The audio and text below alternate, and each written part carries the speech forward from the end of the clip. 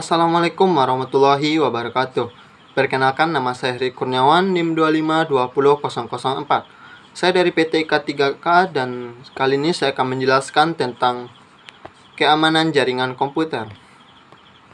Konsep dasar keamanan jaringan komputer. Keamanan jaringan komputer adalah proses untuk mencegah dan mengidentifikasi penggunaan tidak sah dari jaringan komputer.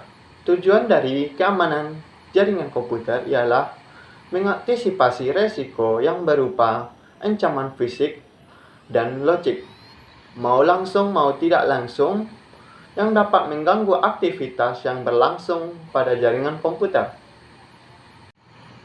Elemen utama pembentuk keamanan jaringan komputer. 1. Tembok pengamanan, baik secara fisik maupun maya, yang ditaruh di antara piranti dan layanan jaringan yang digunakan, serta orang-orang yang akan berbuat jahat.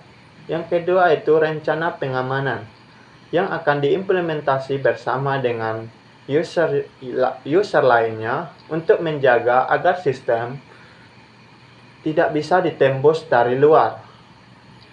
Ada dua jenis bentuk ancaman jaringan komputer, yaitu fisik dan logis. Adapun contoh-contoh dari fisik yaitu 1. Pencurian hardware komputer atau perangkat jaringan. Yang kedua yaitu kerusakan pada komputer atau perangkat komunikasi jaringan. Yang ketiga yaitu wiretapping atau proses pengawas atau penyadapan untuk mendapatkan password. Yang keempat yaitu bencana alam. Adapun contoh-contoh dari logik yaitu 1. Kerusakan pada sistem operasi atau aplikasi. Yang kedua yaitu virus. Yang ketiga yaitu sniffing. Remove attack, segala bentuk serangan terhadap suatu mesin yang penyerangnya tidak memiliki kendali karena dilakukan dari jarak jauh di luar dari sistem jaringan dan media transmisi. Biasa penyerangan ini mencuri data-data penting dan memberi virus kepada jaringan komputer tersebut. Oleh kondisi dari hardware atau software yang dapat diakses oleh pemakai yang tidak memiliki otoritas atau meningkatnya tingkat pengaksesan tanpa melalui proses otoritas karena kelemahan sistem. Yang kedua yaitu breaking, yang pelaku menjadikan sistem pengamanan telepon melemah. Contohnya itu pembobolan server pulsa telepon. Hacker, orang secara diam-diam mempelajari sistem yang biasanya sulit dipengerti untuk kemudian mengelolanya dan men-share hasil uji coba yang dilakukannya. Biasanya hacker ini tidak merusak sistem. Cracker, orang yang secara diam-diam mempelajari sistem dengan maksud jahat. Hal ini muncul dari sifat dasar manusia yang selalu ingin membangun. Cracker mempunyai ciri-ciri yaitu 1. Dapat membuat program dari bahasa C, dan Perl, dan memiliki pengetahuan tentang TCP atau IP. Yang kedua yaitu penggunaan internet melebihi 50 jam per bulan. Yang ketiga yaitu suka mengoleksi software atau hardware lama. Yang keempat yaitu selalu terhubung internet pada saat melakukan aksinya. Yang terakhir yaitu cracker biasanya melakukan aksinya pada malam hari karena 1. Waktu yang memungkinkan. 2. Jalur komunikasi tidak padat. Yang ketiga yaitu tidak diketahui oleh orang lain. Adapun faktor yang membuat cracker melakukan penyerangan yaitu 1. Kecewa atau melakukan balas dendam. Yang kedua yaitu petualangan atau sport. Yang ketiga yaitu profit atau mencari keuntungan dari imbalan orang lain. Yang keempat yaitu mencari perhatian. Yang kelima yaitu politik atau alasan politik. Bentuk ancaman sniffer atau sniffing. Sniffing ini adalah tindak kejahatan penyadapan yang dilakukan menggunakan jaringan internet dengan tujuan utama mengambil data dan informasi sensitif secara ilegal. Cara kerja dari sniffing ini ialah ketika Anda melakukan transfer data ke client server atau sebaliknya. Dan karena data mengalir dari client dan ke server menggunakan sifat bolak-balik, maka sniffing ini akan mengambil data-data yang dikirimkan dengan cara ilegal dengan tools pembantu. Sniffing adalah teknik mengintip.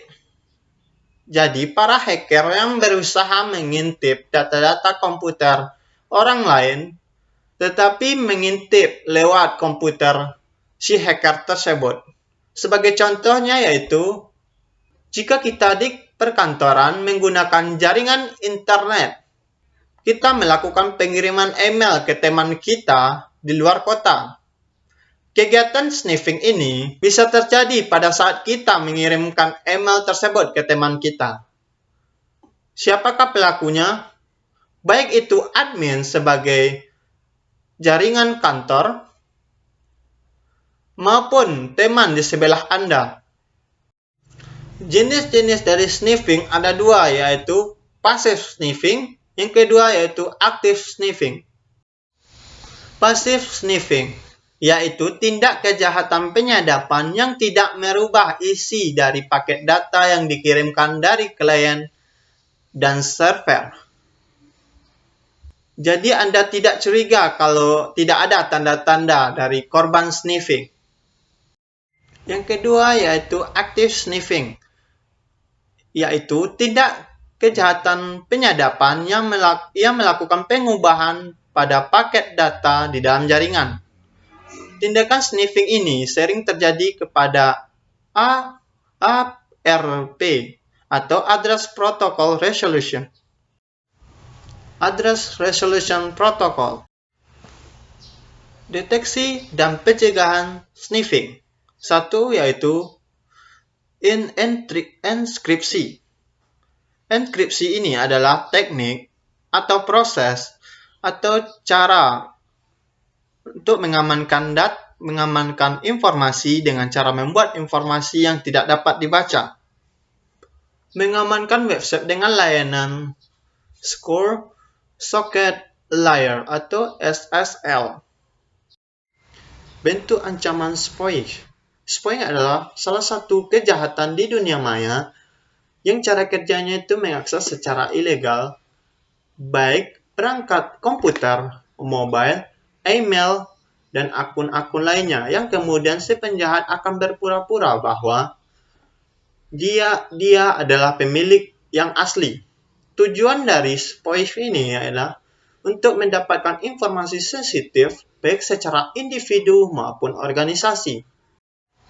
Biasanya spoofing ini dilakukan dengan memanipulasi nama organisasi atau perusahaan yang terkenal, sehingga orang-orang bisa percaya dengan link tersebut dengan memberi data-data asli mereka. Berikut jenis-jenis dari spoofing, yaitu 1. Identity spoofing. Merupakan kejahatan dengan cara menyusup dengan meretas identitas asli dengan ilegal, kemudian menggunakan identitas tersebut dengan tindak kejahatan yang dapat merugikan berbagai pihak. IP spoofing merupakan jenis spoofing yang memanfaatkan IP untuk menyembunyikan dan menyamarkan lokasi dari mana asal mereka untuk mengirim dan menerima data secara online. Tujuan dari IP spoofing ini yaitu agar tidak mudah dilacak saat mereka melakukan aksinya. Yang ketiga yaitu email spoofing. Spoofing email ini menjadi kejahatan yang paling marak terjadi di dalam internet.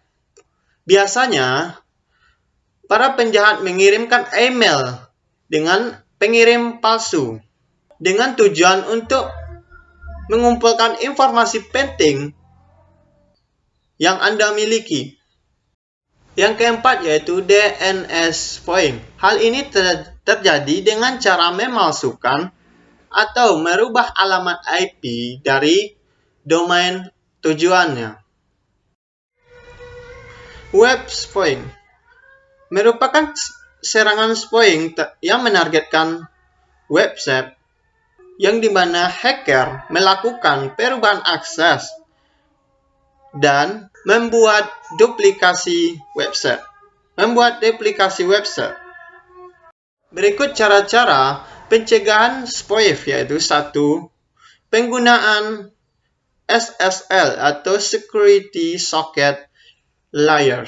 Yang kedua yaitu menggunakan filter di router Anda.